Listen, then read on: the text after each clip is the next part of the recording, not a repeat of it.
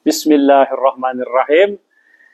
Petugas haji itu akan masuk barak militer selama 1 bulan penuh. Dan itu wajib, tidak bisa ditawar.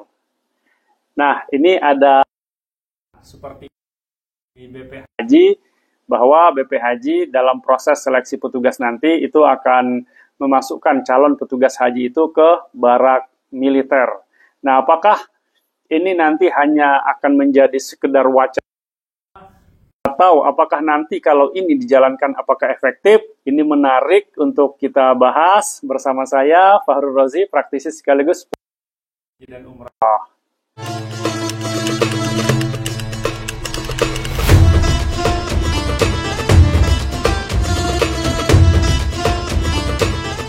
Ya, mengutip daripada berita di IDN Times kemarin tanggal 6 Agustus 2025 bahwa petugas haji 2026 nanti bakal masuk barak militer sebelum berangkat ke Saudi. Nah, jadi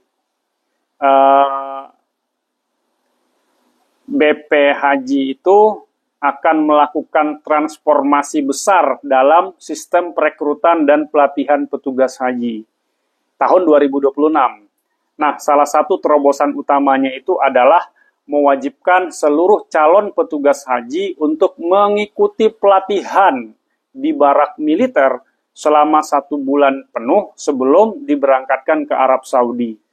Nah, jadi inti daripada berita itu, yang pertama, petugas itu nanti masuk ke barak militer untuk membentuk karakter, kerjasama tim.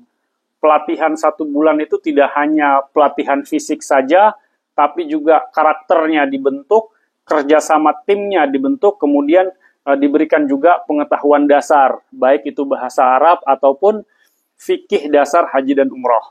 Kemudian terobosan berikutnya itu adalah memperbanyak petugas haji perempuan. Akan ada lebih banyak petugas haji perempuan termasuk dalam posisi penting seperti pembimbing ibadah. Karena selama ini kan pembimbing ibadah itu didominasi oleh laki-laki. Kemudian ketidakseimbangan petugas haji harus diperbaiki. BP Haji sedang merumuskan proporsi baru yang lebih inklusif agar pelayanan kepada jamaah perempuan bisa lebih optimal. Nah, jadi IDN Time ini mengutip daripada Wakil BP Haji ya, Dhanil Azhar Simanjuntak, bahwa beliau menjelaskan terobosan baru terkait dengan petugas haji ini tentu tidak terlepas daripada sorotan masyarakat, sorotan publik terhadap kualitas daripada petugas haji kita. Nah, karena banyak sorotan dari masyarakat itu, petugas haji itu ya dalam tanda kutip ya, nebeng haji. Nah, tentu ini nebeng haji ini disoroti oleh wakil BP Haji itu karena proses seleksi administratifnya gitu. Karena proses seleksinya sehingga banyak petugas haji itu ya nebeng haji. Jadi berbicara tentang petugas haji gitu. Nah, saya ini kan juga punya pengalaman sebagai petugas haji.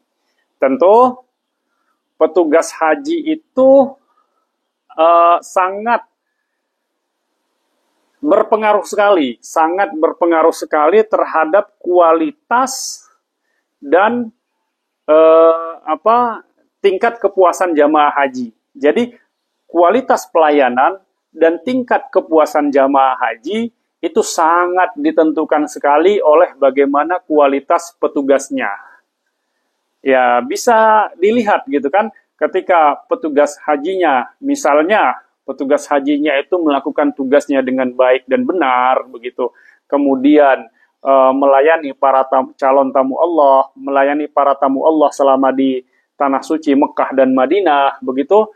Jamaah merasa terlayani, merasa kehadiran daripada petugas ini, tentu tingkat kepuasan mereka akan naik gitu.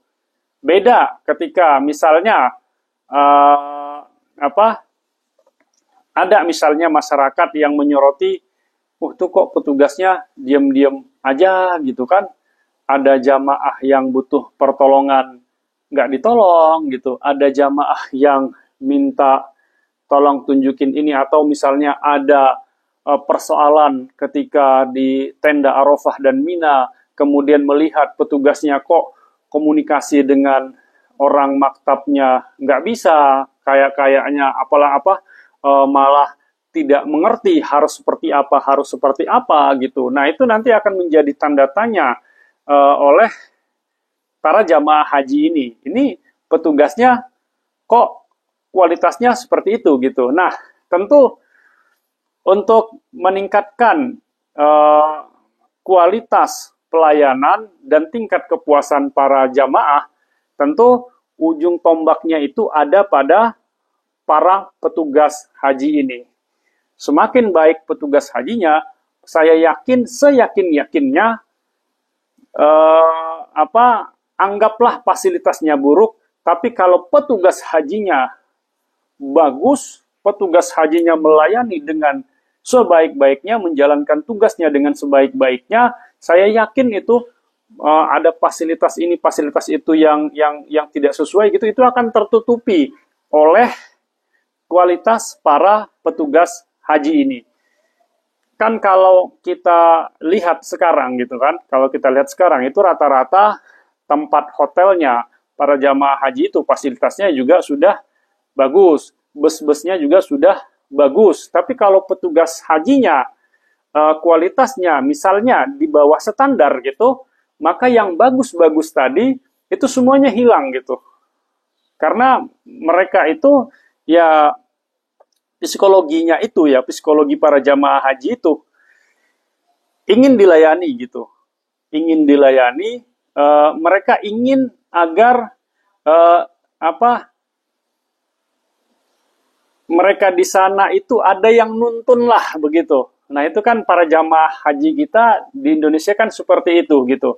Tapi kalau di sananya mereka dicuekin begitu kan, tidak tahu harus bagaimana gitu. Itu nanti psikologi mereka itu akan mengarah, ini kok nggak ada yang ngurusin saya gitu kan, ini kok pelayanan haji seperti ini gitu. Jadi kualitas pelayanan haji dan tingkat kepuasan jamaah itu betul-betul tergantung daripada kualitas petugas haji. Karena saya juga merasakan gitu kan saya juga alhamdulillah gitu kan sebagai petugas haji, saya juga pernah dulu merasakan bagaimana pertama kali jadi petugas haji, ya beda gitu. Petugas haji yang belum pernah melaksanakan ibadah haji dengan petugas haji yang sudah pernah melaksanakan ibadah haji itu beda. Dulu saya waktu pertama kali melaksanakan ibadah haji itu jadi petugas ya, saya petugas haji pertama saya itu petugas haji begitu. Ya memang ada rasanya dalam diri saya itu, alhamdulillah jadi petugas haji ini bisa nebeng haji gitu, bisa ikut sekalian haji gitu. Ya nebengnya ini bukan artinya nebeng ikut-ikutan, enggak gitu. Kita kan juga kerja gitu kan. Tapi beda kinerjanya orang yang sudah pernah berhaji dengan orang yang baru pertama kali haji. Tentu beda gitu. Apalagi dulu ketika saya pertama kali jadi petugas haji itu, ya ikut berhaji sekalian gitu. Kan karena dalam berhaji itu kan kita harus banyak sabar, nggak boleh rafas, nggak boleh fusuk, nggak boleh jidal gitu. Jadi betul-betul walaupun kita petugas haji, tentu kita juga ingin menjaga kualitas ibadah haji kita gitu. Karena kita juga pertama kali haji dan itu haji wajib gitu kan. Bagaimanapun juga gitu, ketika kita mengurus jamaah haji ini ya Allah Subhanahu wa taala memberikan hadiah kita juga sekalian ikut haji. Dan itu memang beda gitu antara petugas haji yang sekalian melaksanakan haji wajibnya dengan petugas haji yang sudah berpengalaman gitu kan, yang sudah pernah berhaji, mereka juga ngerti kondisi lapangan di sana. Nah, kalau saya waktu pertama kali jadi petugas haji, itu ya bekal punya karena saya lulusan pesantren, bahasa Arab bisa, bahasa Inggris bisa gitu. Fikih haji ya tahu gitu kan, karena ya lulusan pesantren begitu.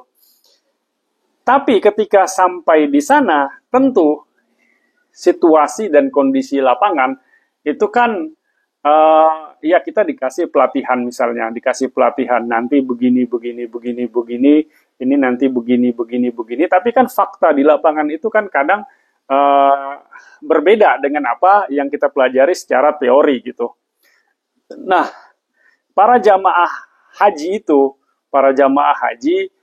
ternyata mereka itu lebih puas dan lebih nyaman ketika mereka didampingi oleh para petugas itu yang hadir,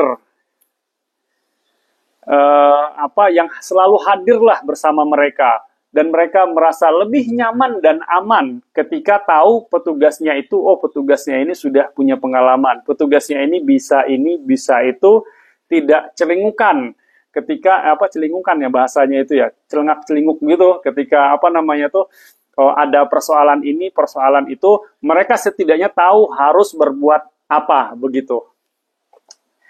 Nah itu cerita tentang pengalaman menjadi petugas haji. Nah, selama ini petugas haji itu kan betul dikasih pelatihan ini, pelatihan itu, tapi hanya sekedar ya pelatihan motivasi biasa aja gitu.